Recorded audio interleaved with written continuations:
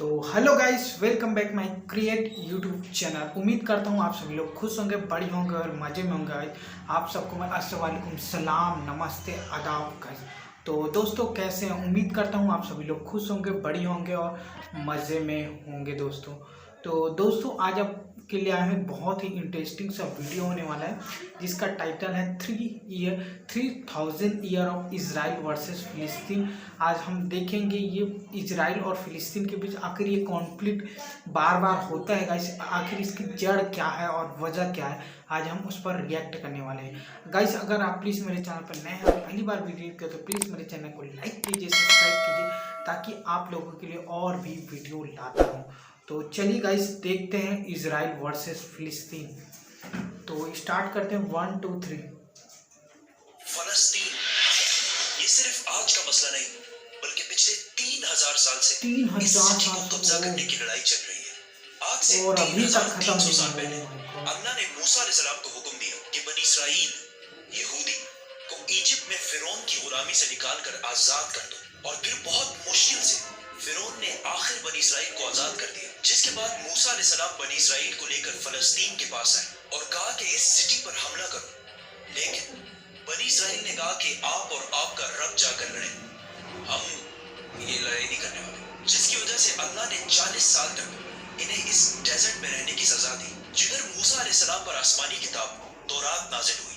और इस तौरात के पहले chapter the book of genesis में क्लियरली लिखा है, साफ साफ लिखा है कि ये इलाका फलस्तीन अल्लाह ने सिर्फ और सिर्फ इब्राहिम अलैहिस्सलाम की औलाद के लिए रखा है। जिसकी वजह से आज तक ये जितनी लड़ाइयां चल रही ये इसलिए है क्योंकि यहूदी ये क्लेम करते हैं कि तौरात की इस आयत के मुताबिक जेरूसलम और फलस्तीन पर सिर्फ और सिर्फ बनी इसराइल का हक है, क्योंकि बनी इसराइल इब्राहिम अलैहिस्सलाम की औलाद, इसहाक अलैहिस्सलाम की औलाद में से एंड इट मेक्स सेंस, तब तो इनको मिलना चाहिए। लेकिन तौरात में लिखा है कि ये इलाका इब्राहिम अलैहिस्सलाम की औलाद के लिए, सिर्फ इसहाक अलैहिस्सलाम की औलाद के लिए नहीं। इब्राहिम अलैहिस्सलाम के एक नहीं बल्कि 2 बेटे थे, इसहाक और इस्माइल। इसहाक अलैहिस्सलाम वाज द फादर ऑफ बनी इसराइल, बट इस्माइल अलैहिस्सलाम को अरबों का फादर समझा जाता है। और ये बात सिर्फ हम नहीं, इवन यहूदी भी इस बात को मानते हैं। तो इन्हीं की किताब तौरात के मुताबिक फलस्तीन पर सिर्फ इसहाक अलैहिस्सलाम की औलाद का हक नहीं है, बल्कि इस्माइल अलैहिस्सलाम की औलाद अरबों का भी हक।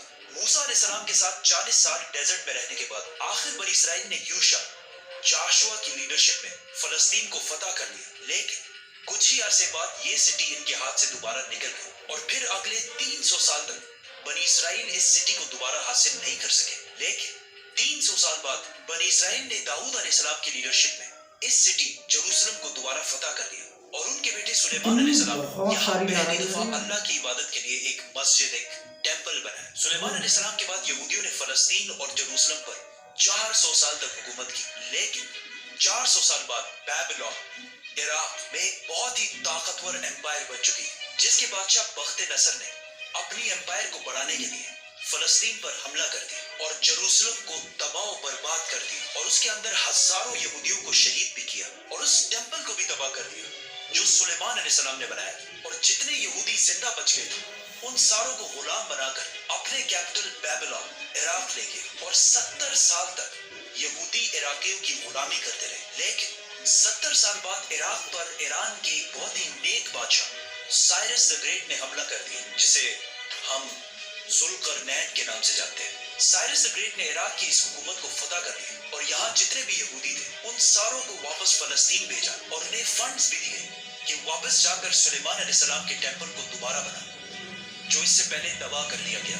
जिसके बाद यहूदियों ने फिर फलस्तीन पर 400 साल तक हुकूमत की। लेकिन फिर इन पर एक ऐसी हुकूमत ने हमला किया जिसने सारे यहूदियों को यहाँ से 600 साल तक बाहर निकाल दिया, द ग्रेट रोमन एम्पायर। और बनी इसराइल पर इतना जुल्म किया जो इससे पहले किसी ने भी नहीं किया। यहूदियों ने रोमन एम्पायर से लड़ने की भी कोशिश की, लेकिन रोमन एम्पायर ने हजारों यहूदियों को कत्ल किया और हालात इतने खराब हुए कि यहूदी रोमन एम्पायर से छुपकर गारों में रहने लगे। और रोमन एम्पायर ने बैतुल मक़दस, जिसे पहले सुलेमान अलैहिस्सलाम और फिर जुल्करनैन ने बनाया था, दोबारा तबाह बर्बाद कर दिया और उसके बाद ये टेंपल आज तक दोबारा नहीं बन सका। रोमन एम्पायर ने फलस्तीन और जेरूसलम पर 600 साल तक हुकूमत की। लेकिन 600 साल बाद रोमन एम्पायर ने एक ऐसी गलती की जो उसे कभी नहीं करनी चाहिए थी। उन्होंने अरब में बहुत ही तेजी से फैलते हुए नए रिलीजन इस्लाम पर हमला करने की कोशिश की। लेकिन اسلامک ریلیجن اور خلافت اتنی تیزی سے پھیلتی گئی کہ کچھ ہی سالوں میں رومن اور پرشین ایمپائر دونوں بہت کو زیادہ فتح کر تیزی سے لیا، جس کے بعد حضرت عمر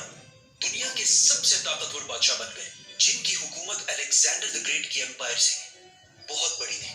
آخر مسلمان رومن امپائر کو فتح کرتے کرتے جروسلم کے دروازے تک پہنچے۔ رسول اللہ صلی اللہ علیہ وسلم نے پہلے ہی کہہ دیا تھا کہ مسلمان ایک دن جروسلم ضرور فتح کریں گے۔ اب مسلمانوں کے پاس دو آپشن، یا تو جروسلم کو اسی طرح تباہ کیا جائے جو اس سے پہلے باقی بادشاہوں نے کیا تھا، اور یا اس کا سیج محاصرہ کر لیں۔ آخر 6 مہینے بعد جروسلم کے گورنر سفرونیس نے کہا کہ میں یروشلم صرف ایک ہی شرط میں مسلمانوں کے حوالے کروں گا کہ مسلمانوں کے بادشاہ عمر خود آ کر مجھ سے ملے۔ تو خالد بن ولید رضی اللہ تعالیٰ عنہ نے سوچا کہ اب مسلمانوں کے امیر المومنین کو کیوں ڈسٹرب کیا جائے، تو وہ خود عمر بن کر سفرونیس سے ملنے گئے، کیونکہ خالد بن ولید رضی اللہ تعالیٰ عنہ کی اپیرنس بالکل حضرت عمر سے ملتی جلتی تھی، اور دونوں کی ہائٹ بھی بالکل سیم، آلموسٹ 7 فٹ۔ لیکن وہاں ایک شخص حضرت عمر سے پہلے ہی مل چکا، تو انہوں نے کہا کہ یہ حضرت عمر نہیں ہو سکتا، تو مجبوراً خالد بن ولید رضی اللہ تعالیٰ عنہ کو حضرت عمر، اس وقت دنیا کے سب سے طاقتور بادشاہ، کو جروسلم بلانا پڑا۔ سفرونیس فل لگژری گولڈ اور سلور پہن کر بالکل تیار ہو گیا، کیونکہ اتنے بڑے بادشاہ ان سے ملنے آ رہے تھے۔ لیکن سفرونیس اور پورا جروسلم یہ دیکھ کر حیران ہو گیا کہ بادشاہ کا غلام اونٹ پر بیٹھا ہوا ہے، اور بادشاہ خود بالکل عام کپڑوں میں پیدل چل کر آ رہا ہے۔ یہ منظر جروسلم والوں کے لیے بہت شاکنگ تھا، کیونکہ اس سے پہلے جب بھی کسی بادشاہ نے جروسلم پر فتح حاصل کی، اس نے اس سٹی کو تباہ و برباد کر دیا تھا اور یہاں کی گلیوں کو خون سے بھر دیا تھا۔ لیکن اب یہ ایک بادشاہ آیا ہے جو ان ساروں سے زیادہ طاقتور ہے، لیکن بغیر کسی فوج کے اور بالکل عام کپڑوں میں۔ ایسا اس سے پہلے کبھی بھی نہیں ہوا تھا۔ حضرت عمر نے سارے ریلیجنز کو آزادی دی اور بغیر کوئی خون بہائے سفرونیس نے جروسلم کو حضرت عمر کے حوالے کیا، لیکن انہوں نے ایک شرط یہ بھی رکھی کہ مسلمان یہودیوں کو جروسلم آنے کی اجازت نہیں دیں گے۔ لیکن حضرت عمر نے اس کی یہ شرط نہیں مانی اور یہودیوں کو بھی بیت المقدس آنے کی اجازت دی، اور اس طرح پہلی دفعہ جروسلم ابراہیم علیہ السلام کے بیٹے اسماعیل علیہ السلام کے اولاد کے پاس ہے۔ اس کے بعد آلموسٹ 350 سال تک مسلمان، کرسچن اور یہودی جروسلم میں بالکل پیس اور امن کے ساتھ رہنے کیا لگے۔ بات ہے، لیکن پھر بہت اچھا۔ 350 سال بعد کرسچنز نے پورے یورپ سے فوج جمع کر کے جروسلم پر دوبارہ حملہ کر دیا۔ اس وقت مسلمانوں کے آپس میں بہت لڑائیاں چل رہی تھیں، جس کا فائدہ اٹھا کر کروسیڈرز نے آسانی سے جروسلم کو فتح کر لیا، اور جروسلم فتح کرنے کے بعد مسلمانوں اور یہودیوں پر انبلیویبل ظلم کیا، اور ہزاروں مسلمانوں اور یہودیوں کو شہید کر دیا، اور مسجدوں اور سینیگوگز کو بھی تباہ کر دیا۔ اور ہسٹری میں لکھا ہے کہ کروسیڈرز نے جروسلم کی گلیوں کو مسلمانوں کے خون سے بھر دیا تھا، اور ایون مسجد اقصی کو بھی مسجد سے ایک محل، پیلس میں بدل دیا تھا۔ یہودیوں کے عورتوں اور بچوں نے اپنی جان بچا کر اپنے آپ کو سینیگوگز میں بند کر لیا، لیکن کروسیڈرز نے ان سارے بلڈنگز کو آگ لگا دی اور ان کے بچوں اور عورتوں کو زندہ جلا دیا۔ اور یہ سب صرف ہم نہیں کہتے، بلکہ یہ اوتھینٹک ہسٹری کا حصہ ہے جسے یورپینز بھی مانتے ہیں۔ اس کے بعد ان کروسیڈرز نے جروسلم پر آلموسٹ 90 ایئرز تک حکومت کی، لیکن پھر 90 ایئرز بعد مسلمانوں کے ایک بہت بڑے بادشاہ سلطان صلاح الدین ایوبی نے پوری مسلم دنیا سے فوج جمع کر کے جروسلم کو دوبارہ کرسچن سے چھین کر فتح کر لیا۔ اور اس وقت سارے کرسچنز کا یہ خیال تھا کہ اب صلاح الدین ہم سے اسی طرح بدلہ لے گا جس طرح ہم نے لاکھوں مسلمانوں کو شہید کیا۔ لیکن صلاح الدین ایوبی نے بالکل حضرت عمر کی طرح سارے کرسچنز کو معاف کر دیا۔ ایون کرسچنز بھی اس بات پر حیران ہوئے اور صلاح الدین سے پوچھا کہ جب ہم نے فتح کیا تو ہم نے ہر مسلمان کو قتل کیا تھا، لیکن صلاح الدین ایوبی نے انہیں کہا